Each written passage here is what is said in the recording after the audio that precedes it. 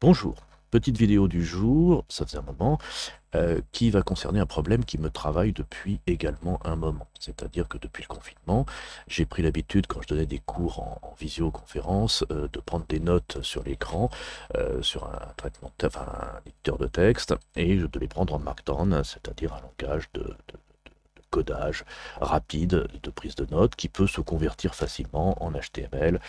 Notamment, c'est ce qu'on retrouve quand on fait des readme sur GitHub ou ce genre de choses. Et au fur et à mesure, j'ai continué à me servir de ces petites notes que j'utilise en classe quand j'explique des choses aux élèves, ce qui leur permet de les aider aussi à prendre des notes, euh, même si tout n'est pas dans ce que je prends moi, mais ça peut aider. Je trouve que ça donne une dynamique qui est pas inintéressante.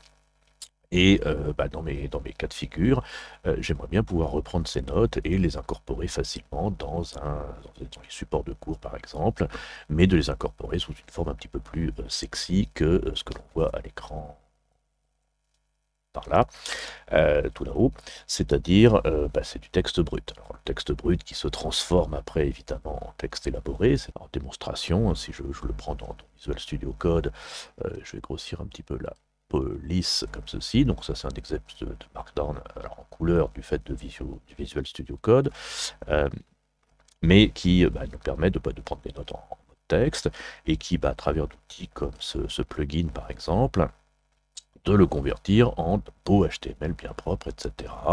Voire, dans un deuxième temps, de les exporter en PDF, etc. Enfin bref, d'être dans un workflow complet.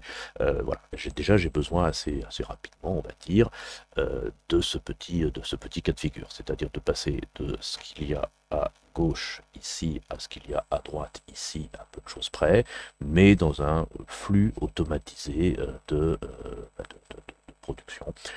En gros, de créer une REST API qui me permet, je lui envoie du Markdown par là, et elle me renvoie, elle, du HTML, éventuellement avec des infos, etc., que ensuite j'intègre dans du PHP et une base de données, etc., mais converti en HTML. J'ai fait des essais en PHP de conversion Markdown, j'ai pas été très satisfait du résultat, donc je me suis dit, parce que j'ai fait beaucoup de Python ces derniers temps avec Django et les cours de Django, avec nos amis B3, de pouvoir justement jouer avec ça avec Python, et pourquoi pas, après tout. Donc, on va se lancer. Et j'ai déjà commencé à préparer le travail, c'est-à-dire parce que c'est quand même un petit chantier malgré tout. J'ai donc préparé ce que vous avez vu au tout début, que je remets ici quelques instants, c'est-à-dire une page HTML que j'ai appelée démo. Hop, faut que je clique ici, donc qui contient un texte area d'un côté, c'est-à-dire le texte qui sera texte brut Markdown, donc ici. J'aurai un bouton et que quand je clique dessus, évidemment, ça envoie ce texte qui est à gauche, ça l'envoie vers la REST API qui me retourne en échange et bien, le HTML formaté, etc., comme il faut. Avec, bien entendu, éventuellement les métadatas, parce que c'est ce qu'on voit en haut à gauche là typiquement. Je remets peut-être l'autre ici qui sera plus lisible. Voilà, c'est-à-dire que le Markdown accepte qu'on mette des en-têtes qui me permet de classifier les éléments et de pouvoir potentiellement faire tout un tas d'outils avec, évidemment.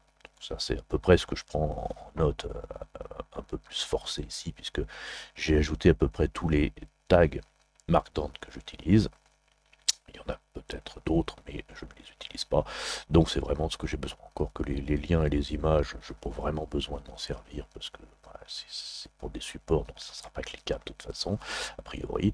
Je me suis limité aux titres, aux sous-titres, aux tableaux que j'utilise beaucoup, gras italique évidemment, des extraits de code, et ça c'est évidemment un point important dans ma profession de prof de code, les listes à puces, etc., listes numérotées, enfin ordonnées, non ordonnées, et les images tant qu'à faire, pourquoi. Donc dans ce batch là, j'ai mis à peu près tout ça. Et on va donc pouvoir se mettre, évidemment, incluant donc les métadatas qui sont ici, qui peuvent être multiples à toutes fins utiles, si on arrive à le faire, évidemment. Je pense qu'on y arrive. Alors la page en question, donc composée de ça, donc je prends ça, je clique sur le bouton, ça envoie sur le serveur, ça me revient avec la zone HTML qui s'affichera sous forme de code ici, et pour tester qui s'affichera sous forme de HTML ici, bien sûr. Dans la console, parce qu'on ne va pas tout mettre évidemment, il y aura des choses qui s'afficheront, typiquement, si je vais dans la console ici, je me sers toujours de la console bien sûr pour débugger. Je me servirai de cette console notamment pour afficher les métadatas, c'est-à-dire le title, les catégories, les trucs qui sont en haut, que je n'ai pas vraiment intégré dans cette page, mais qui pourraient évidemment s'intégrer dans cette page. Donc ça, c'est la partie front de la chose. La partie back, alors, ah bah tiens, je vais faire un petit schéma. La partie front, donc c'est ça, avec un Visual Studio Code et un live server qui sera donc sur l'adresse 127.0.1.55.500, pardon, et qui enverra le markdown vers, j'ai oublié de mettre les métadatas dans mon petit schéma, hop là, metadata, hop, qui enverra ça vers PyCharm, c'est-à-dire un serveur qui tourne sur PyCharm avec Unicorn, et le back sera donc en Python, avec FastAPI, etc. On va y revenir tout de suite. Donc là, on a à peu près la mise en place, l'architecture. J'ai alors du coup, hop, déjà installé FastAPI, mon fichier de base qui est ici, c'est-à-dire un fichier main.py avec l'importation de FastAPI. Je crée l'instance de FastAPI et je crée une route basique qui s'appelle route, route qui s'appelle route la racine, et qui renvoie le message Hello World. Truc assez classique de FastAPI, suivi la doc. Je ne connaissais pas vraiment FastAPI, j'ai joué un peu avec Flask, j'ai joué beaucoup avec Django ces derniers temps, entre autres. Je me suis dit, c'est l'occasion aussi de tester FastAPI, alors très léger parce que configuration, évidemment, j'envoie des données, je renvoie des données, et puis il ne se passe rien. Bon, je ne vais pas mettre de vérification, etc. en place, hein, bien sûr. Première chose à faire, boire un peu d'eau. Et ensuite, on va mettre en place effectivement la communication entre le client et le serveur. Déjà, on va lancer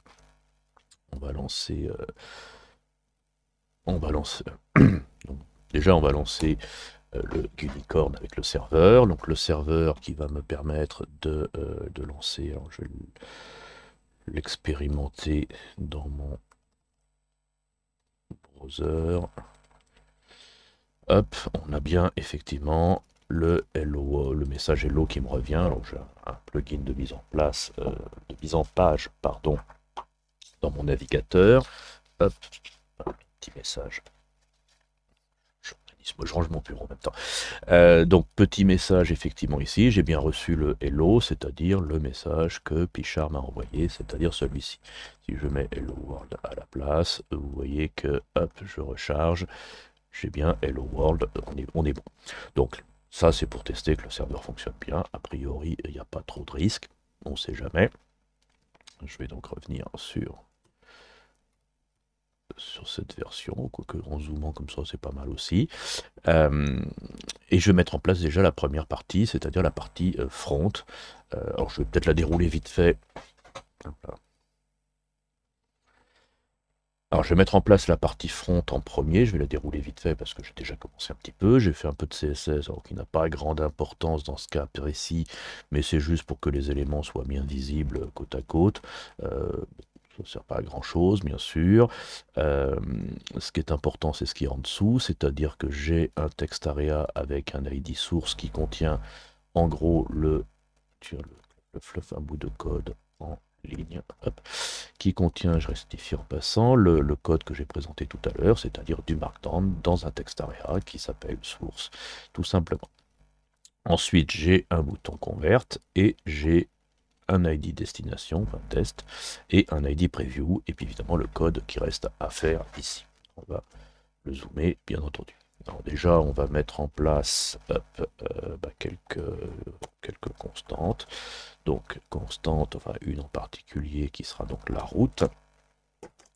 La route qui sera donc HTTP, on a dit 127.0.0.1 2.8000, c'est-à-dire la route qui mène à Unicorn, c'est-à-dire à mon serveur Python qui tourne. Ensuite, on va avoir une const btn convert, ouais c'est pas mal ça, qui est le document.get element by ID de convert, c'est-à-dire mon bouton. J'aime bien renommer les get element by ID en général. Et puis sur ce bouton btn la convert, on va ajouter un add event listener de clic qui déclenche une fonction convert. Je ne suis pas très original dans mes noms. Le bouton convert lance une fonction convert. Alors la fonction convert qui doit être asynchrone bien entendu parce qu'on va faire des chargements. Convert. Voilà. Alors qu'est-ce que doit faire notre bouton convert? On doit récupérer, on va déjà se connecter à la réponse. Donc on va aller wet fetch vers ma route. Donc je rentre en communication avec ma route et je vais chercher les datas resp.json et je fais un console log de mes datas. Truc assez classique. Je rentre en communication avec la REST API. Je peux plus faire mes gestes là, j'ai trop serré la caméra.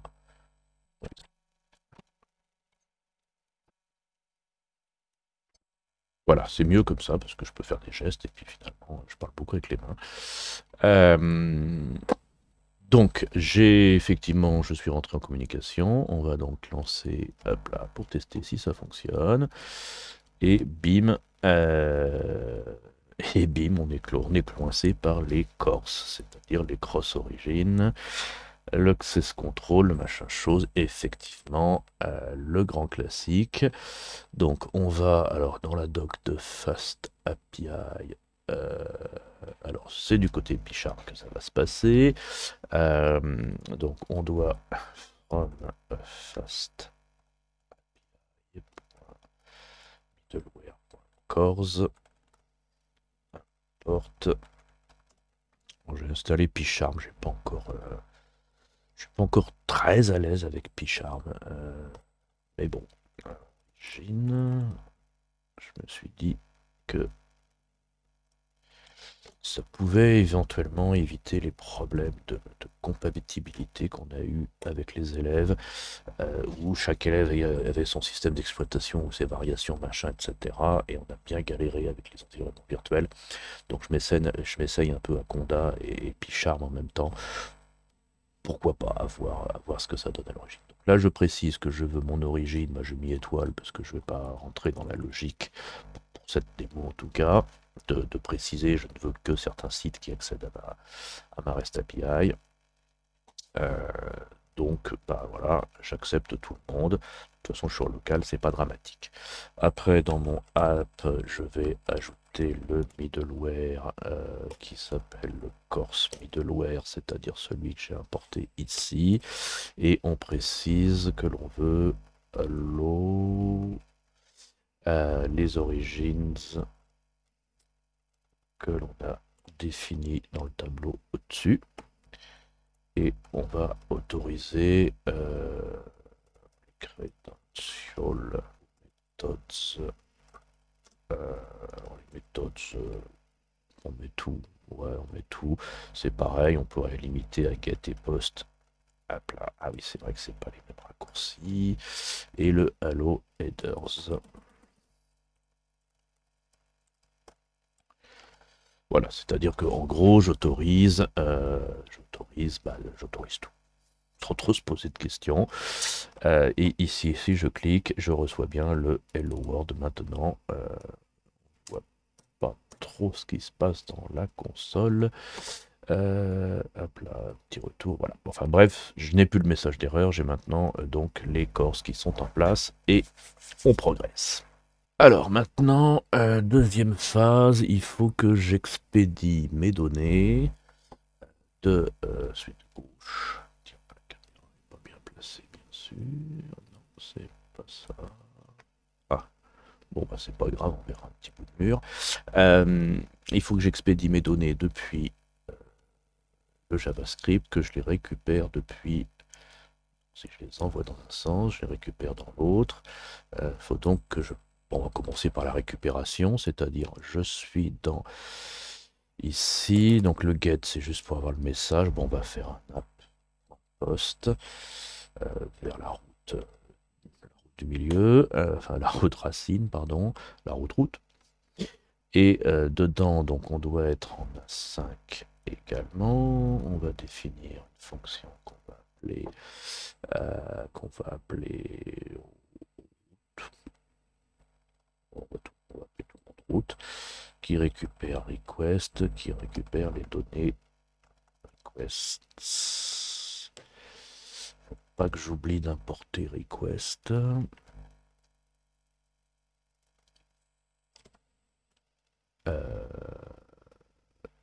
Request sans S, pardon. Voilà. Et qui va donc récupérer mes datas que j'ai envoyées. Avec donc wet, savoir, il y a toujours un petit délai là-dessus, request.json, donc je récupère mes données que je convertis en JSON et je vais les print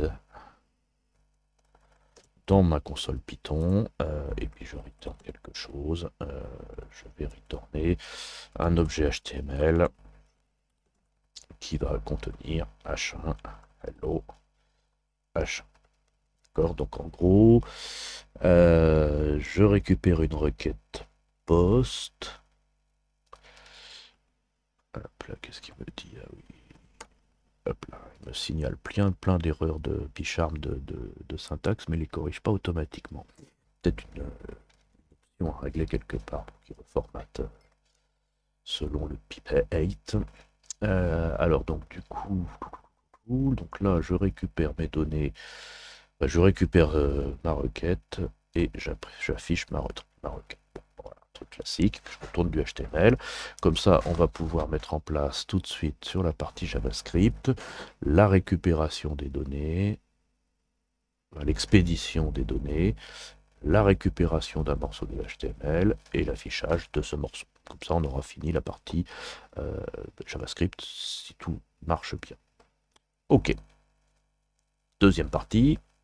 Troisième partie. Partie suivante, quoi. La partie JavaScript. Donc la partie JavaScript, donc là pour l'instant je ne faisais qu'expédier. Je m'aperçois que la police dans Picharm est peut-être un peu petite.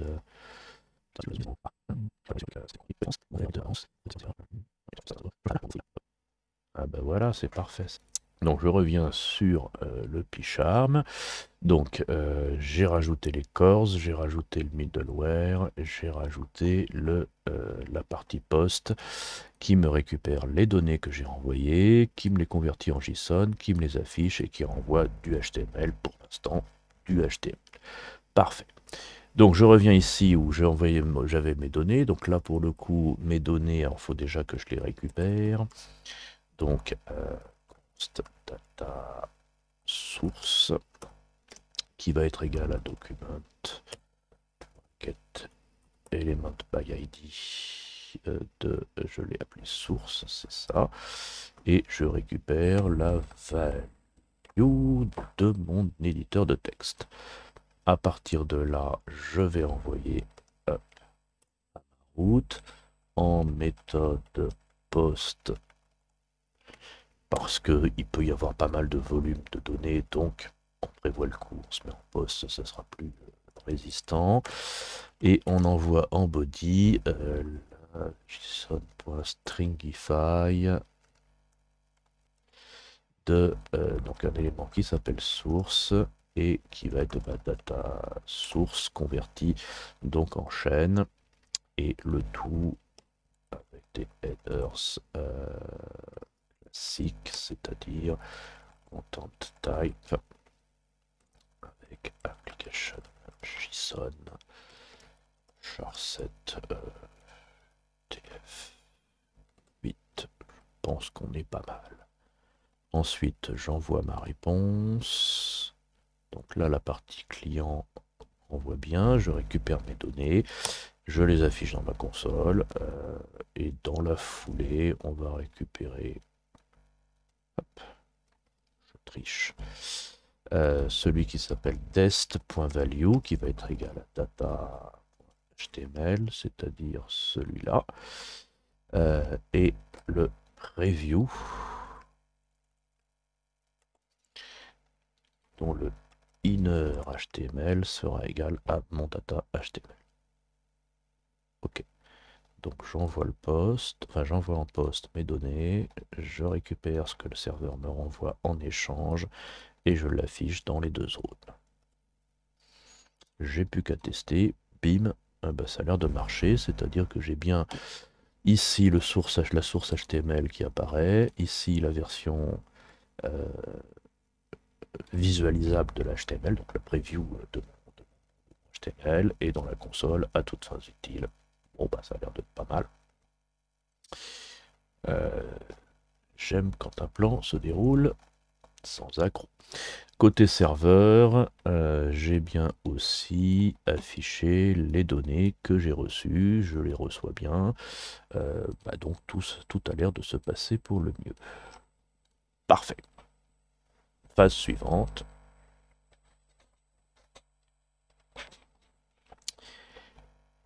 Phase suivante, la conversion, proprement dit, du Markdown vers le HTML. Pareil, là j'ai un peu galéré à trouver des versions élaborées parce que il y en a qui sont un petit peu obsolètes, il y en a qui sont un peu pas complètes, etc. Donc j'ai fait évidemment quelques essais et il y en a une qui s'appelle Markdown 2. On a la doc effectivement, donc ça s'appelle Python-Markdown 2 qui nous explique grosso modo comment fonctionne la chose. Alors elle peut fonctionner de manière relativement simple, c'est-à-dire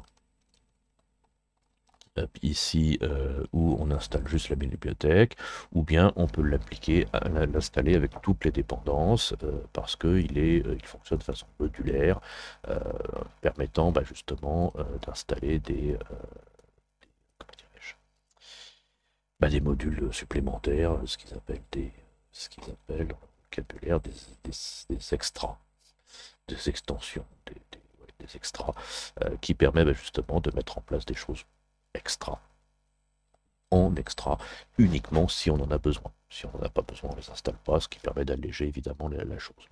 Moi, il se trouve que j'en ai besoin.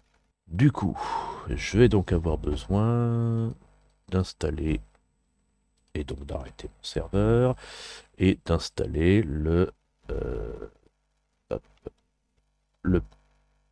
Markdown 2, c'est-à-dire je reprends leur doc, je reprends l'installation du PIP Markdown 2 et entre crochets le all, c'est-à-dire que j'installe tout.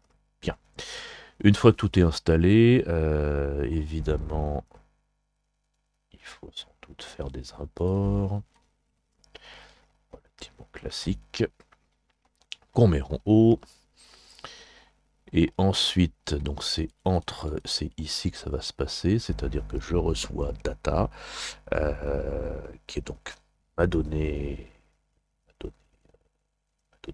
données, potentiellement plusieurs, que je vais convertir, donc HTML égale à donc, dans 2.markdown de data source, c'est-à-dire l'élément source, si je reviens sur Visual Studio, parce que je l'ai appelé source ici, donc si je l'envoie en tant que source d'un côté, je le récupère en tant que source de l'autre côté. C'est très bien fait.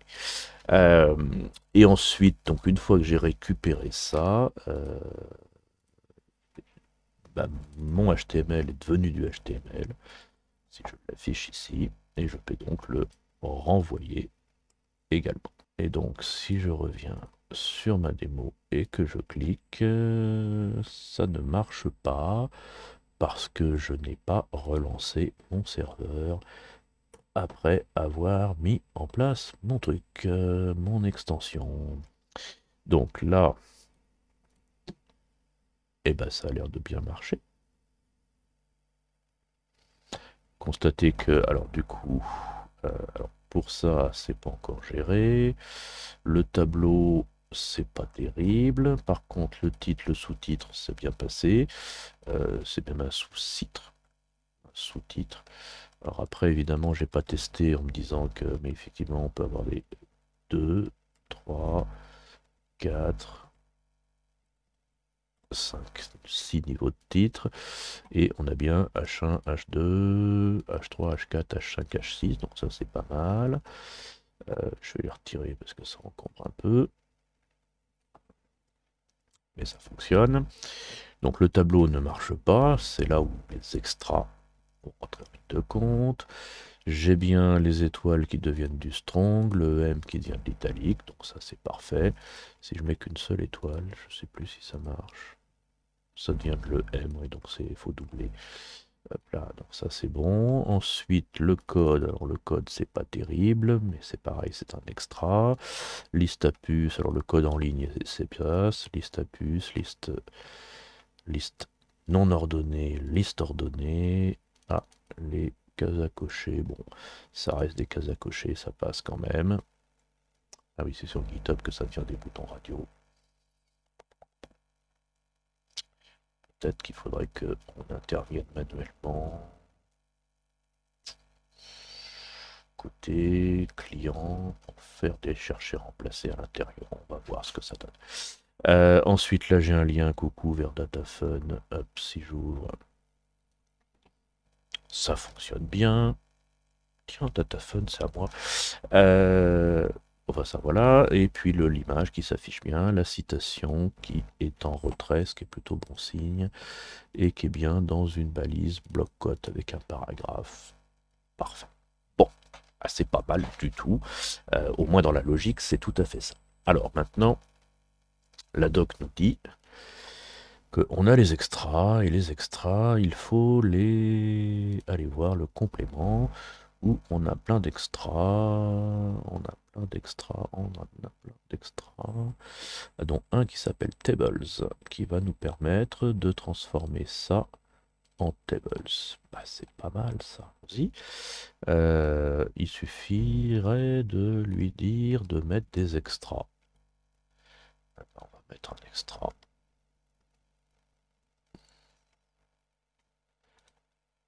Ce serait tout. Bim. Oh, un tableau tout à fait bien formaté, semble-t-il. Alors, est-ce que mes scores sont bien calés à droite? Je vais pas sauvegarder, là ça y est. Ouais, ça a l'air d'être bien calé à droite. Waouh. Si je centre, ça centre.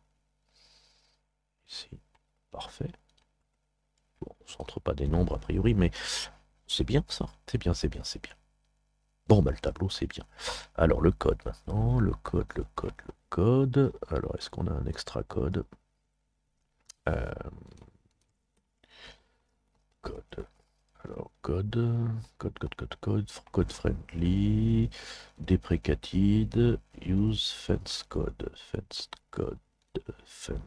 code, vous permet alors d'avoir du code qui devient du code, ok, et si vous mettez Python, ça devient du Python.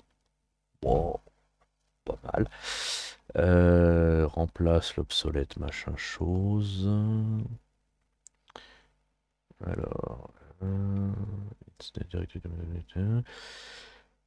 code highlight, change-les le highlight to code highlight.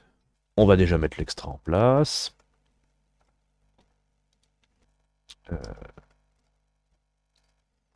Bim. Je comprends pas tout si j'ai compris. Donc si j'expédie mon truc, déjà ça se présente mieux que tout à l'heure au niveau de mon... je peux aussi zoomer, est une bonne idée.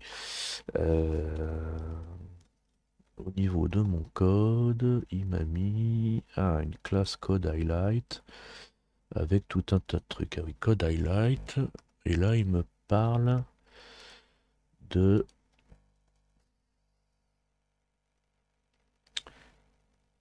highlight en code highlight. Alors, pigment CSS. Ah bah pigment CSS, on a plein de CSS ici. Qui parle. Monokai. Borland. Ah oui, highlight. Et moi, il me met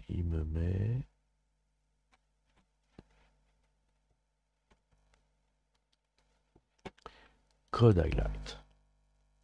Ah, pas celle-là. Hop. Je me souviens plus des couleurs de Borland, mais bon. Donc on va créer une CSS qu'on va appeler Borland.css. Je sais même pas si ça existe encore, Borland d'ailleurs. Et du coup, on va lui dire que le code highlight, ouais, on va faire chercher remplacer ici dans la CSS, remplacer ça par le code highlight. Et du coup, dans mon truc, ce que j'ai fait tout pour ici, je vais le coller là, mais bon, on va mettre un link borland.css. Et là, ça va me donner, si j'expédie ça, ah ouais, c'est pas mal, ça donne des couleurs, elles sont pas terribles, mais c'est en couleur. Et max colorful, bon, on va prendre monokai, donc monokai, il me semble que c'est celui que j'ai sur mon Visual Studio Code de mémoire. Du coup, clac. Alors, on fait le chercher, remplacer de on a dit code elite d'ailleurs.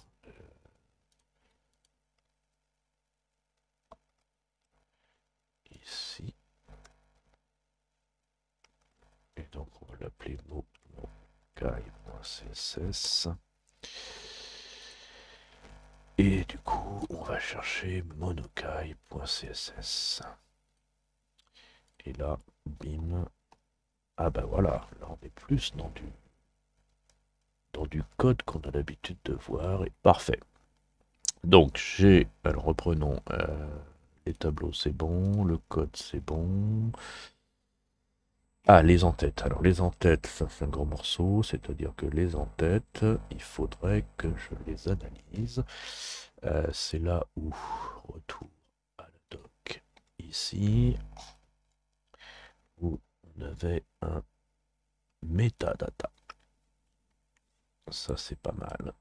Alors metadata, donc on a bien les en-têtes effectivement, où on peut avoir n'importe quel mot de point, et puis la valeur qui est en face, précédant le document. Donc là, ok, bah, on a un extra metadata. Bon, cet extra, je peut-être déjà fait la blague, remarquez. Hop là, et je rajoute metadata. Donc ça c'est pas mal. Et ensuite, ça y est, je suis perdu dans tous mes écrans. Hop, ensuite j'applique le HTML et ah ben j'ai un truc HTML.metadata. Metadata. Et bah on va rajouter ça ici. Metadata. On va voir ce que ça donne. Ça a l'air d'être ça. J'affiche. Dans ma console, j'ai quoi qui s'affiche? J'ai bien un méta et ici, j'ai bien récupéré la catégorie et le title. Bah, on est pas mal. On est pas mal. Bah, c'est fini en fait. Voilà, voilà. Donc là, j'ai effectivement ma REST API qui marche bien, qui me permet de convertir du Markdown en HTML facilement. Je lui envoie le Markdown, je récupère le truc. Alors après, il faudrait que je la greffe en PHP. Pour voir si ça marche en PHP.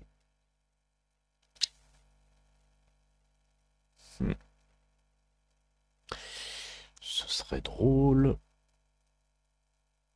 Peut-être pas facile à suivre pour vous derrière votre écran, mais on va tenter de pouvoir c'est un troisième éditeur de code avec du PHP dedans qui va se connecter sur la REST API pour récupérer les trucs.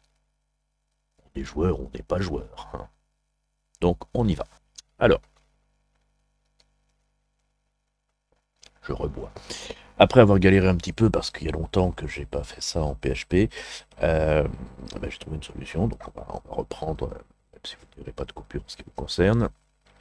En l'occurrence, alors j'ai un peu changé mon schéma aussi, c'est-à-dire que je me rapproche un peu de ce que je veux faire à terme, c'est-à-dire pas uniquement une partie JavaScript comme j'avais tout à l'heure, mais vraiment communiquer avec la REST API en bleu, depuis alors, différentes sources, un peu l'intérêt des REST API en général, microservices, etc., c'est qu'on peut communiquer avec, selon le protocole commun, le REST API, et enfin, méthodologie commune, et que ce soit d'un côté avec JavaScript, ou avec Python, ou avec PHP, ou peu importe, on s'adresse au serveur, hop là, je suis là, en utilisant un langage REST API, et puis on récupère des données, on envoie des données, on récupère des données, et ça fonctionne quel que soit le langage d'un côté ou de l'autre, bien sûr. Reste à se souvenir ou à retrouver sur Google et autres moteurs le code qui permet de le faire, effectivement. Donc je ne l'ai pas fait depuis longtemps, disais-je, en Python. En Python, si, mais en PHP, voilà. En l'occurrence, j'ai trouvé une solution qui utilise le curl, qui semble être plutôt robuste et résistante à ça. Donc on va se lancer avec ça. Donc je relance mon NetBeans favori que je traîne depuis longtemps et dont j'ai fait une mise à jour d'ailleurs il n'y a pas très longtemps pour information. Nous en sommes à la version 15 qui a l'air de bien fonctionner. Donc, alors j'ai effectivement créé une variable data qui va contenir mon fameux code Markdown qui sera effectivement issu ici. Alors, dans la logique complète de ce que j'aurais fait, ce serait évidemment un formulaire de saisie en PHP qui récupérerait les données en poste et qui les transférait à Python pour les récupérer, les insérer dans la base, etc. Si on arrive à communiquer, on est les rois du monde ici. Donc là, j'ai utilisé la syntaxe, je ne sais plus le nom de cette méthode, qui me permet de commencer une chaîne et de la terminer quand on arrive à end of file, end of block. Je crois qu'on peut l'appeler comme on veut, et jusqu'à arriver à end of block à la fin. Et donc entre les deux, je mets absolument tout ce que je veux, y compris des guillemets, des apostrophes, etc. C'est un peu l'équivalent des backsticks en PHP, enfin, en JavaScript, ou des triple quotes en Python. Là, on mélange quand même trois langages dans notre petite vidéo qui est beaucoup plus longue que prévu, comme d'habitude. Alors, on a donc ici, alors la première chose qu'on ait à faire, c'est effectivement préparer l'expédition des données, comme on avait en JavaScript le JSON en code, enfin le Stringify, pardon. Là, on va passer par, alors on va l'appeler data string, qui va être un JSON en code, d'un tableau qui s'appelle source et qui prend ma donnée data. Faut pas oublier les points-virgules. Passer du Python à PHP et JavaScript en même temps, c'est un peu sportif. Ensuite, je vais donc utiliser une variable qu'on appelle ch ou curl ou peu importe, qui va être une instance de curl init $URL. Donc j'initialise ma connexion vers URL et ensuite on va passer un certain nombre de cette option avec mon handle, c'est-à-dire le ch, l'option, alors c'est curl opt post fields qui va être $data string, c'est-à-dire j'envoie mes données en poste. Pour faire le parallèle avec JavaScript, ça doit être l'équivalent donc de cette partie-là, a priori. Encore que j'ai déjà été en post field, donc ce serait même plutôt l'équivalent de cette partie-là. Il faut maintenant y ajouter l'équivalent de cette partie-là, c'est-à-dire un curl cette option, toujours mon handle, je ne sais pas pourquoi je ne les mets pas dans le bon ordre, avec donc le curl HTTP header, qui va être un tableau. Et le tableau en question doit être l'équivalent de ça, c'est-à-dire, hop, le content type application JSON. Et ensuite le curl set opt qui doit préciser curl opt, ça en fait beaucoup d'options, curl opt de return transfert pour pouvoir récupérer ce qui nous revient comme ceci. Si j'ai bien tout compris, la doc. Après, donc j'ai réglé mes 3 paramètres. Je n'ai plus qu'à aller récupérer mon résultat après l'exécution de mon curl et de curl close, qui peut-être se ferme tout seul, mais toujours une bonne pratique de le fermer. Ensuite, JSON égale JSON décode de mon result avec true. Je ne sais pas trop pourquoi.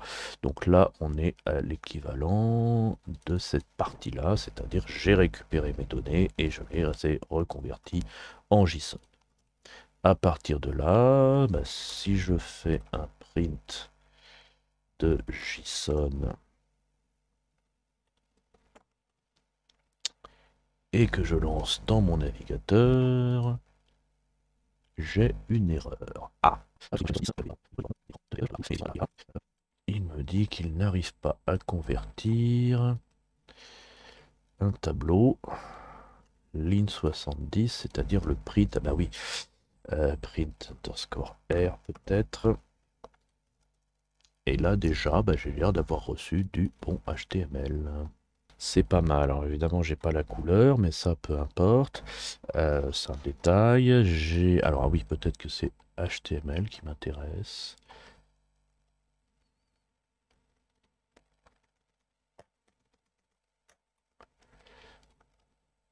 Là, on a du bon HTML.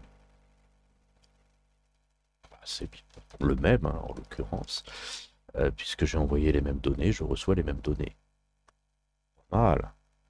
Sans la CSS. Ah, alors la CSS, du coup, ma CSS Monokai. Alors, elle est où ma CSS Monokai? Elle doit être sur le port 55000. Allez, on va faire communiquer les 3 serveurs ensemble. Soyons fous. Avec un donc. Ça va être très... Oh non, on va faire un truc propre quand même. Ici. Hop. Ici. Il est où mon navigateur? J'ai perdu mon navigateur. Non, ça ne m'a... Ah oui, non, elle est dans un... Ah oui, non, elle est sur le 5500. Voilà. Pas mal. Oui, je me congratule. Mais pas mal. Ah, il y avait ça que je voulais modifier parce que ça me plaît pas. Donc ça, c'est-à-dire... Hop là, alors, bim, bim, bim, bim. C'est-à-dire que si j'ai cette séquence-là dans mon Python... Alors, retournons dans PyCharm. Ici, on va essayer d'agir sur... Hop. Et donc là, si j'appuie... Ah bah voilà. Donc là, j'ai bien remplacé par ça. la tâche réalisée. Par contre, je n'ai pas remplacé la tâche non réalisée. Et donc, on va refaire un replace de ça en pas check.